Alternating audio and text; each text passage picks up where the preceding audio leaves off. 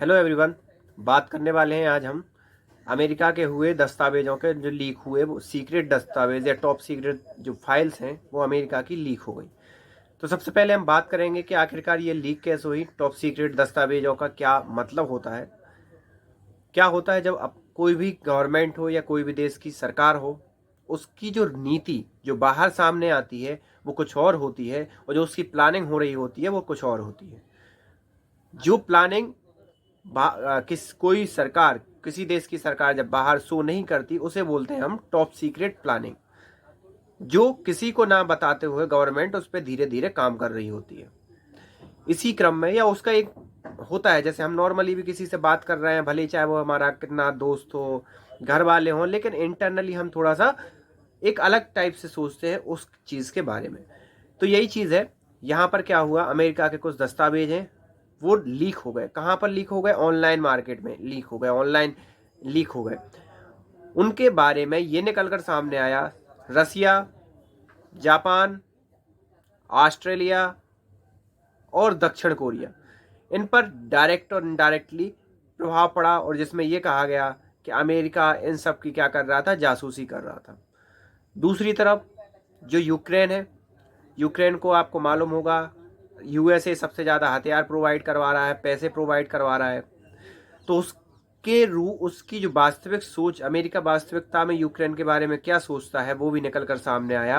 और उसमें ये पता चला कि अमेरिका यूक्रेन के बारे में सोचता है कि कहीं यूक्रेन, जो अमेरिका ने उसको बड़ी बड़ी महंगी महंगी मिसाइल दे दी हैं या बड़ी घातक मिसाइलें दे दी हैं, वो कहीं रसिया पर उस चीज़ से क्या ना कर दे, आक्रमण ना कर दे। उसका परिणाम क्या होगा? रसिया फिर यूक्रेन पर न्यूक्लियर बॉम्ब से अटैक कर देगा और पूरी की पूरी दुनिया न्यूक्लियर बॉम्ब की चपेट में आ जाएगी।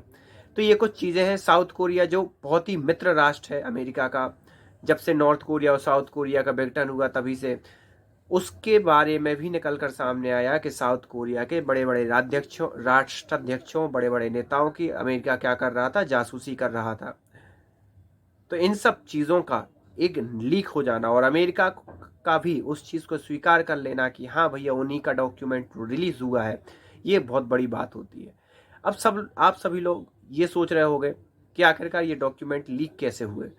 तो ये किसी भी प्रकार से दो थ्योरी यहाँ पर निकल कर सामने आ रही हैं कि जो व्यक्ति इन डॉक्यूमेंट को हैंडल करता था, उस व्यक्ति ने एक माइंडक्राफ्ट नामक की एक कंपनी है जो कि गेम बनाती है, उसका एक चैट प्लेटफॉर्म है, जहाँ पर चैट करते हैं गेमर्स, उस प्लेटफॉर्म पे क्या कर दिया, जो वो टॉप सीक्रेट फाइल से रिलेटेड व्यक्ति था, वो गेम खेलता था और उसने उस फाइल को उस पर डाल दिया।